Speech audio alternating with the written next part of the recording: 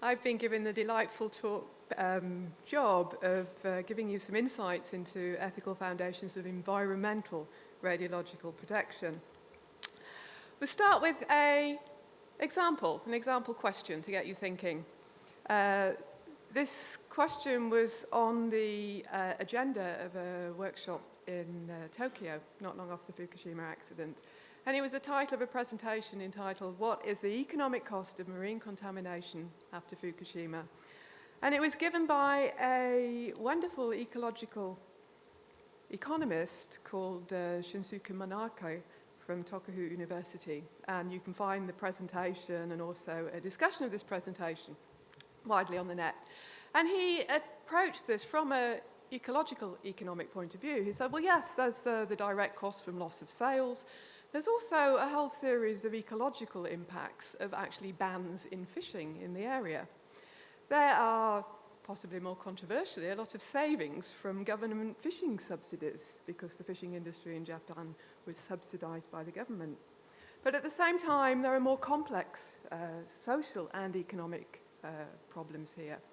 There's a decrease in market value of marine products, even those that are non-contaminated, the loss of market value there. There are obviously consequences of potential radiation effects in those organisms, and also societal demographic consequences from loss of livelihoods of fishermen and loss of access to sites of cultural or community heritage. So to start an ethics talk with an economic question might sound a bit strange, but in this way of looking at the potential consequences of environmental contamination for society and the environment, I thought it was an excellent presentation that really underlined the challenges we're facing here. So, another way of valuing the environment. How do we value the environment ethically and in the context of environmental radiation protection? Actually, for a development in radiological protection in general, this is an area where there has actually been quite a lot of philosophical and ethical aspects addressed during the development. It might reflect the fact that it was starting to get very fashionable to think about philosophy and ethics at the time this system was developing. But not only the ICRP, but also IEA, IUR, and also NEA, and a wonderful series of conferences that Ted Lasso had introduced in the Science and Values, they all addressed philosophical, ethical aspects of environmental protection. Stakeholder engagement was also popular at the time, so this was a rather pompous title for a consensus conference held in 2001 on looking at ethical, philosophical and environmental issues in radiological protection. Also with the participation of the then Scientific Secretary of ICRP, Jack Valentine, who was on the organising committee here. And we tried to come to a consensus on policy development and environmental protection. And I won't read that first part of the statement, the guiding principles, but I think it's interesting to notice that you will find human dignity, you'll find fair distribution of harms and benefits, you'll find development of policy in open, transparent and participatory ways. And again, if you want more information on that small contribution to stakeholder engagement and protection of environment, this has been published and you can find the background. So, other things that were going on, European Union projects at that time also had a lot of stakeholder engagement, the ERICA EU project led by Carl Magnus Larsson. We had, I think, 8 different stakeholder consultations with a very wide variety of people, including environmental toxicologists, ecotoxicologist industry, a whole wide range of participation there. And this is 10 years back, and if you look closely at this slide later, you'll find a number of members who are actually sitting in the room here who were participating in these debates. It was mostly professional discussion, so not with lay people, but there was actually also layperson consultation on issues of environmental protection carried on there. So it was a system that was developed in a sort of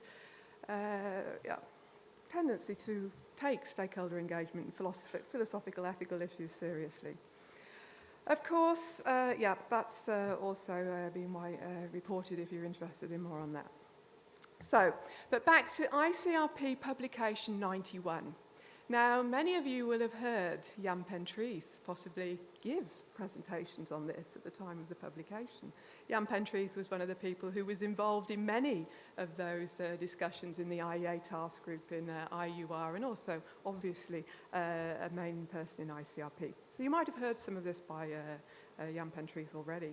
But I think it's worth actually looking at that, because that is a rather special publication. It addresses things that are not normally addressed in ICRP publications in terms of ethics and background.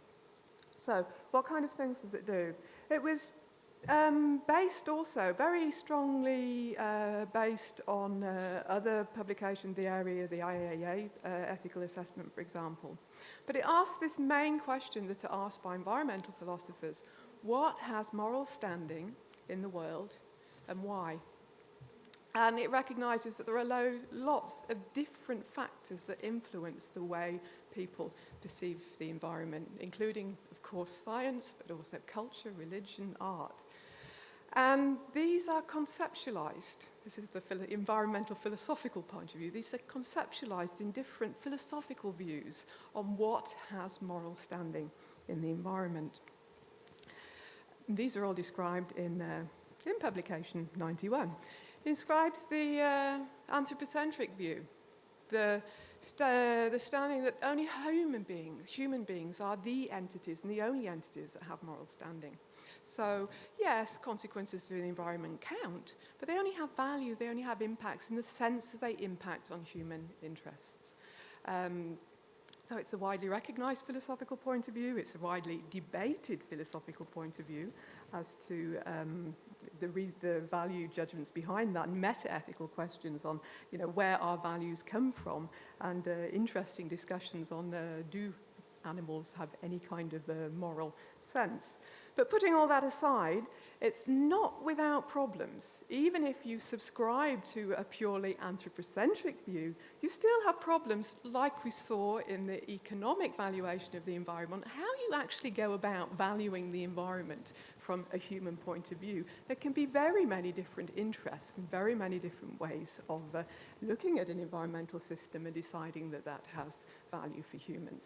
So there's just one example here where we may have conflicts in how to value, what to do in terms of, for example, is it correct to build a large tourism park on the site of a national park, things like that. So, not without its own problems.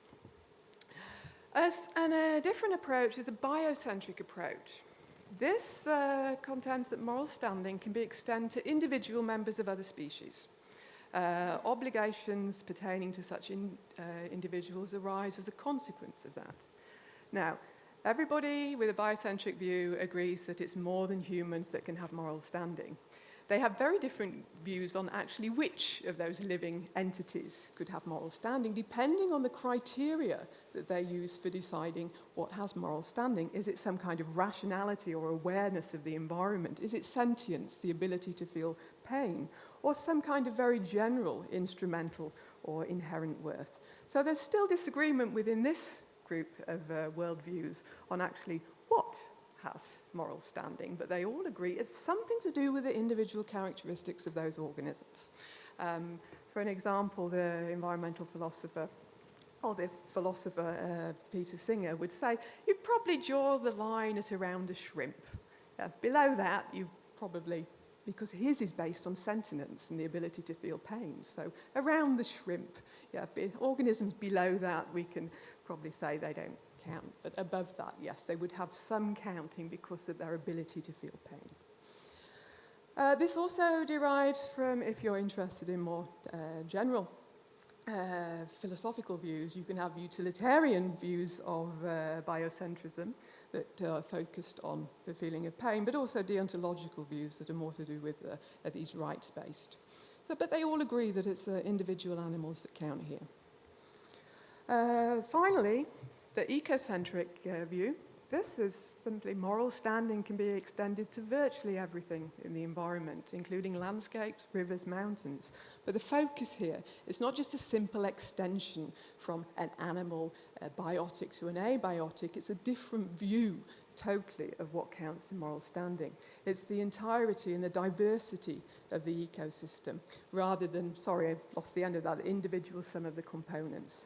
And one of the most famous quotes here, a thing is right when it tends to preserve the integrity, stability, and beauty of the biotic community, wrong when it tends otherwise. Again, not without its own problems. How do you actually decide whether something is preserving integrity, stability, and beauty? But it's a holistic view of environmental protection. So still, there are a variety of views here and a variety of opinions on the solutions. They all ascribe moral standing to an ecosystem level rather than the individuals. And different points of view, some more extreme than others. Arne Næss, a Norwegian philosopher, that simply humans have no right to interfere with the richness and diversity of the ecosystem except to satisfy vital needs. But it is a view that looks at ecosystem functioning as the main source of value. So, again, if you want to read more about that, they are described in ICRP publication. With that background, the conclusion is that actually all these three theories can support the need to protect the environment. We don't need to actually choose one to say why we should protect the environment. They can all support it. Anthropocentrism can give very powerful grounds for assessing environmental impacts, but it also recognises that there are a number of worldviews out there who have different views on why things matter. So they're reflected in many religions and cultures, and it needs to be a system that can address and discuss all those philosophical worldviews. It's not necessary to actually choose one. So the other thing in ICRP 91 is to look down for other areas of agreement. So we don't need to find agreement on the philosophical worldviews, similar to what we're doing in Task Group 94, a lower level, agreement on other types of principles. And the ones discussed are conservation, biodiversity, preservation, environmental justice, sustainable development, and human dignity. It also talks about some second-level principles, precautionary principle, and also informed consent. So this document also touches on the importance of stakeholder involvement here. And the rationale behind this is that all other things being equal, ionising radiation should not be treated different to other stressors. So it's an attempt to make sure that any system of environmental protection for ionising radiation matches that from other environmental stressors. That doesn't mean that there aren't challenges for implementation and application, but that's the level at which the agreement on principles might lie. I'm not going to read these principles. If you're interested in more, you can look at what's stated in ICRP 91. But principle, just point out a few important things here. So sustainable development, also underlining the importance of present and future generations, environmental justice, not dissimilar to the justice that was presented by KunWoo, but also taking account of distribution of benefits and harms in environment. And again, also human dignity, which might sound strange to have in an environmental document and indicative of a very anthropocentric point of view. But it points out that if you're respecting human dignity, you also respect the views that many humans may have on non-anthropogenic views of environmental protection. So, conservation again, conservation, preservation, this is one that wasn't in the IEA document, and maintenance of diverse biodiversity.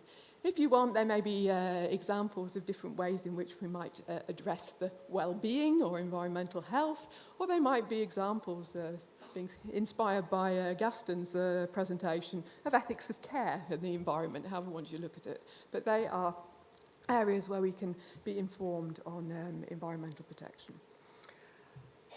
Okay, so final points, some final little discussion points here. As I said, it's actually possibly the implementation application that throwing up some challenges here.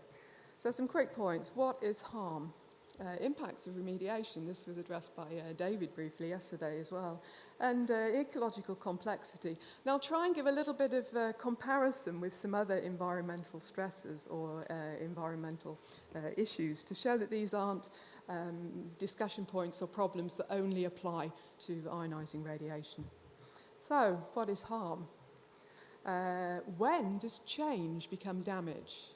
And a lot of the debates on environmental consequences of ionizing radiation purport a whole range of different changes. Changes in genetic diversity, changes in populations, changes even at ecosystem levels. There's a lot of scientific and very public debate on whether those changes exist and whether those changes can be attributed to exposure to ionizing radiation. But the way you view that damage depends on your view on whether those changes matter, and it might depend on their views on impacts on biodiversity, conservation, preservation. And again, this isn't an area that is specific for ionizing radiation. I put this up because it's also an excuse to show on research ethics teaching. In Norway, teaching of research ethics is actually obligatory for every single PhD student. And this is an example of a case we use to illuminate problems of when is change harmful and not, and all the factors that influence on that. So it's a glowfish, a genetically modified fish that glow under ultraviolet light, developed for toxicological testing. They're now possible to buy in certain countries. And the students are asked to discuss this. So it's the discussion of what we actually mean by change and harm. Are we harming the organisms? Anyway, that's a little bit of a side. I'll get back to more routine cases now. Impacts of remediation.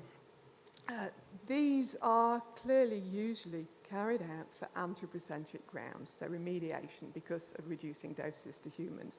And in fact, the environmental consequences are often more concerned with is the environmental consequence of the remediation process itself. What does it mean to scrape off topsoil or remove trees? It's hard actually to find examples of pure biocentric or ecocentric driven remediation. They usually are, even if you're doing it because you're wanting to protect the environment, it is for humans that are making the decisions and humans are driving the remediation. So that's going to be very case and context specific differences. As a parallel, there's also, I was trying to think of one that really could be, a remediation that was clearly for the benefit of environment rather than man. Maybe oil spill cleanups. But even those are not without their debates. There's debates on the chemicals used to clean up oil spills. Are they actually more damaging to the environment than the oil itself? So it's an area where there will always be complexity and debates and a need to actually look on a case-specific,